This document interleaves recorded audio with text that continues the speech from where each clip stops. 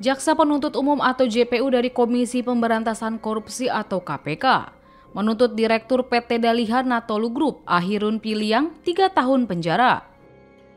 Serta Raihan Piliang yang merupakan anak Ahirun dipenjara selama 2 tahun 6 bulan dalam kasus korupsi Jalan Sumut.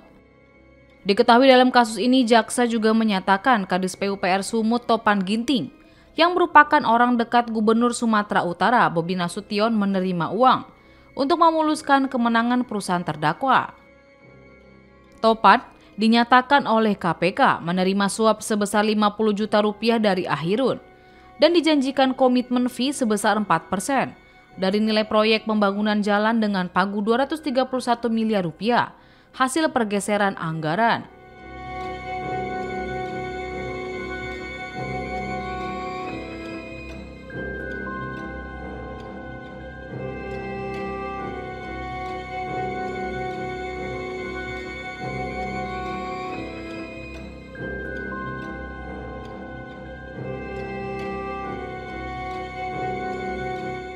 Lalu, pada awal sidang, Ketua Majelis Hakim Pengadilan Medan, Hamozaru Waruwu juga menyampaikan soal peluang menghadirkan Bobi Nasution dalam persidangan sebagai saksi. Hakim menilai pergeseran anggaran menjadi awal mula korupsi jalan yang menjerat Topan dan lainnya. Kebijakan itu diterbitkan lewat peraturan Gubernur Sumut untuk mengerjakan proyek jalan di Dinas PUPR Sumut yang sebelumnya tidak ada dalam anggaran pendapatan dan belanja daerah atau APBD. Jaksa Penuntut Umum Eko Praitno menyampaikan alasan tidak menghadirkan Bobi Nasution dalam sidang korupsi Jalan Sumut. Eko mengatakan jaksa hanya berfokus pada pembuktian yang tertuang dalam dakwaan korupsi jalan di Dinas PUPR Sumut tahun 2025.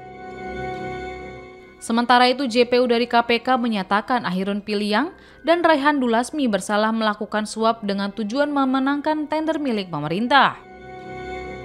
Jaksa menjelaskan Kirun terbukti memberikan uang kepada Topan dan pihak lainnya untuk memenangkan pengerjaan jalan Sipiongot Batas Labuhan Batu dan Kutalim Baru Padang Lawas Utara. Selain pengerjaan proyek di Dinas PUPR, Kirun dan Raihan juga terbukti memberikan uang kepada pejabat Balai Jalan Nasional dengan total 4,4 miliar rupiah.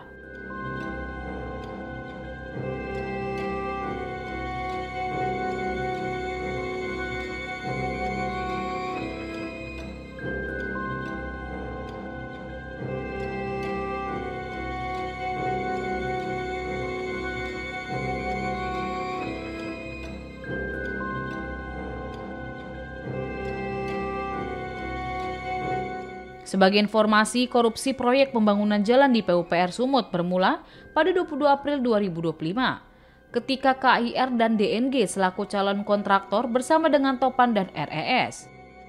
Mereka melakukan survei bersama para tersangka, kemudian ikut meninjau jalan itu pada tanggal 24 April.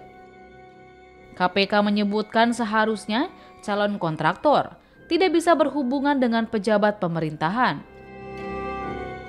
Setelah survei tersebut, Topan memerintahkan RES untuk menunjuk KIR sebagai penyedia tanpa melalui mekanisme dan ketentuan dalam pengadaan barang dan jasa di proyek pembangunan jalan tersebut.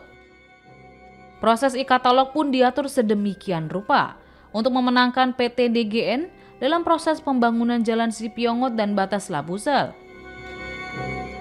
Adapun Topan diduga telah menerima 2 miliar rupiah sebagai pembayaran awal dari komisi sebesar 9 miliar rupiah hingga 11 miliar rupiah dari total nilai proyek sebesar 231,8 miliar rupiah.